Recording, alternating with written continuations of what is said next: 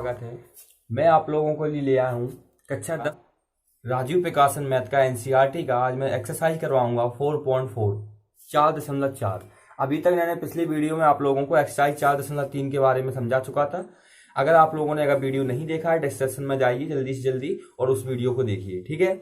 और जो बच्चे, एक बात और कहना चाहता हूं, जो बच्चे अभी तक शिवम सर क्लासेस से नहीं जुड़े हैं, जल्दी से शिवम सर क्लासेस को सब्सक्राइब कीजिए और बेल प्रेस कीजिए। ओके बच्चों, देखते हैं आप लोगों को। देखो स्क्रीन पर एक चीज दिख रहा होगा, ये फॉर्मूला है इस प्रश्नावली में, एक्सरसाइज में, कि यहाँ पे कुछ फॉर्मूला ये आ रहे हैं कि सीधाचार विधि से, ये फॉर्मूला एक फॉर्मूला होता है सीधाचार विधि का। जब हम द्विघात समीकरण को हल करते हैं तो इस तरह से सीधाचार विधि का फॉर्मूला यूज करते हैं। इसका फॉर्मूला ये होता है। इसके बाद एक फॉर्मूला होता है इस एक्सरसाइज में हम यूज करेंगे, प्रयोग करेंगे विविध कर का, बी स्क्वायर माइनस 4ac का।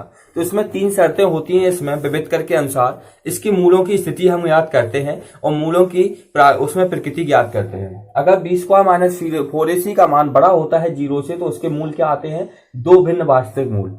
अगर बी स्क्वायर माइनस 4ac का मान 0 के इक्वल होता है तो इसका मूल बराबर होते हैं। और बी स्क्वायर माइनस 4ac का मान अगर 0 से कम होता है तो वो वास्तविक मूल नहीं होते हैं। तो आप लोगों को इस तरह से समीकरण को हल करना पड़ेगा। चलो देखते हैं बिना समय कमाए हुए। आप लोगों से एक चीज और कहना चाहता हूं, जो बच्चे नोट बना रहे हैं जल्दी से कॉपी पेन लेके बैठ जाइए, क्योंकि मैं आप लोगों को बहुत ही इंपॉर्टेंट चैप्टर समझाने वाला हूं। तो आज मैं आप लोगों की बात कर रहा हूं एक्सरसाइज 4.4, ठीक है। तो इसमें मैं सबसे पहले आप लोगों को, स्क्रीन पे आप लोगों को क्वेश्चन नजर आ गए होंगे। क्वेश्चन देखिए आप लोग। सबसे पहले इसमें देखो क्या लिखा है क्वेश्चन में, आप लोग पढ़िए। और इस क्वेश्चन में देखो क्या है कि मूलों की प्रकृति ज्ञात करना है और मूलों का अस्तित्व हो तो उनके मूल भी ज्ञात करना है, ठीक है। सबसे पहले मूलों की प्रकृति ज्ञात करनी है और उनका अस्तित्व ज्ञात करना है। तो आपको इसमें देखो पहले समीकरण में, पहले क्वेश्चन में आपको 3 क्वेश्चन नजर आ रहे हैं, ठीक है। तो चलो स्टार्ट करते हैं, शुरू करते हैं।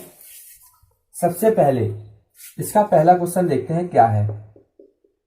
पहला क्वेश्चन है 2x स्क्वायर माइनस के 3x प्लस के 5, ठीक है। स्क्रीन पर आप लोगों को दिख गया होगा ये क्वेश्चन क्या है, कुछ क्या पूछा गया है। तो सबसे पहले हमें क्या करना है, इसके मूल ज्ञात करना है, ठीक है। अब इसमें मूलों की प्रकृति ज्ञात करनी है। तो पहली चीज ये देखो कि इसको, ये द्विघात समीकरण है तो इसके मूल मतलब इसको गुणनखंड हो सकते हैं कि नहीं हो सकते हैं।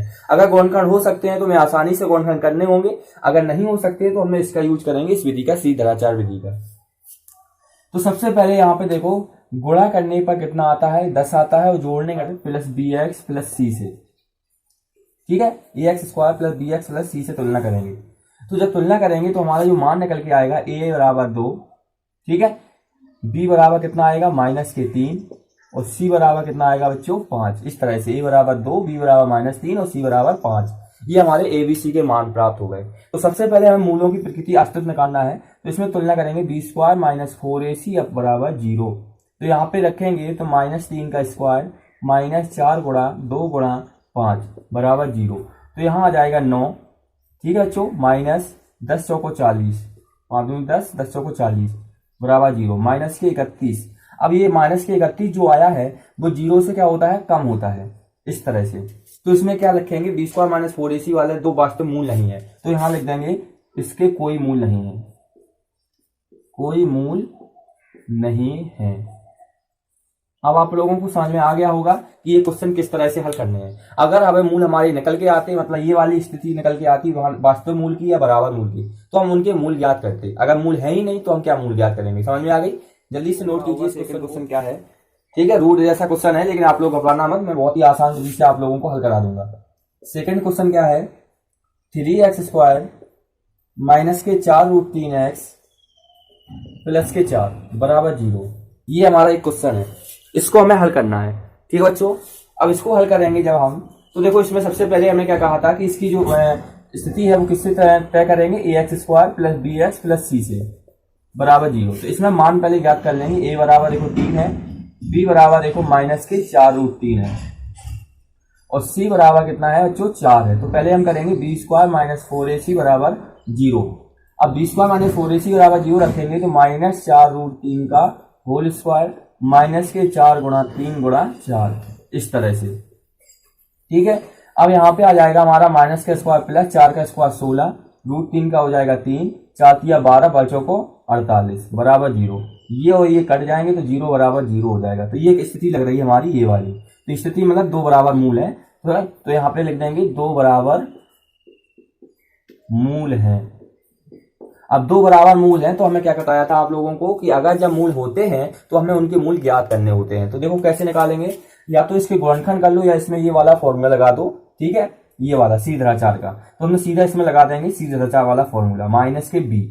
तो माइनस बी कितना है हमारा, ये है हमारा माइनस का बी, यही तो है, प्लस माइनस सीधाचार यूज कर रहे हैं हम, बी स्क्वायर। तो इसमें देखो बी स्क्वायर माइनस 4ac का जो मान है वो कितना निकल के आया हमारा, कितना आया बच्चों, 0 आया। अभी हमने इसको हल किया बी स्क्वायर माइनस 4ac का अपॉन 2a, ए का मान कितना है बच्चों हमारा 3। तो यहां हो जाएगा माइनस माइनस क्या हो जाएगा प्लस 4√3 अपॉन 6। ये कट जाएंगे बच्चों तो आ जाएगा 2 दूनी 4 द्वितीय 6, तो आ जाएगा आंसर 2√3 अपॉन 3। तो इसको हम क्या कर सकते हैं बच्चों, ये हमारे जो प्लस में आए हैं तो इसको हम दोनों प्लस ही मानेंगे, ठीक है। तो हमारे मूल हो जाएंगे 2√3 अपॉन 3 या प्लस 2√3 अपॉन 3, इस तरह से, ठीक है। आप लोगों को समझ में आ गया होगा, ठीक। ये हमारे मूल आ गए, हमारे मूल इस तरह से यहाँ पे लिख भी दे रहे हैं हम।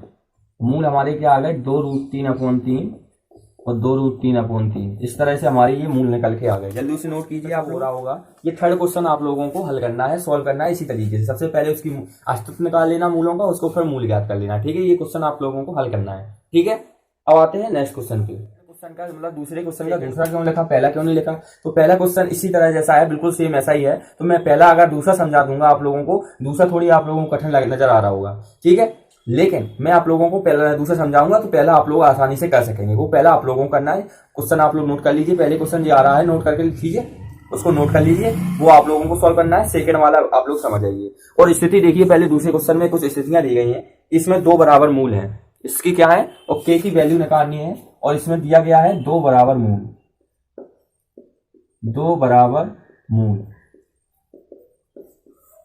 ठीक है। स्थिति की क्या है, दो बराबर मूल है। तो दो बराबर मूल होते हैं तो क्या होता है, सबसे पहले हम इसको मल्टीप्लाई कर लेंगे, बाद में देखते हैं, पहले इसको गुणा कर लो। के एक्स स्क्वायर माइनस के 2kx, के एक्स का एक्स है के एक्स स्क्वायर, के एक्स का 2 से माइनस के 2x प्लस के 6 बराबर 0। अब इसकी तुलना करेंगे किससे, A X square plus B X plus C से। तो ए बराबर बच्चों कितना आएगा, के आएगा, बी बराबर कितना आएगा बच्चों माइनस के 2k आएगा, और सी बराबर बच्चों कितना आएगा 6 आएगा, ठीक है। अब देखो ये हमारे आ गए ए बी सी के मान।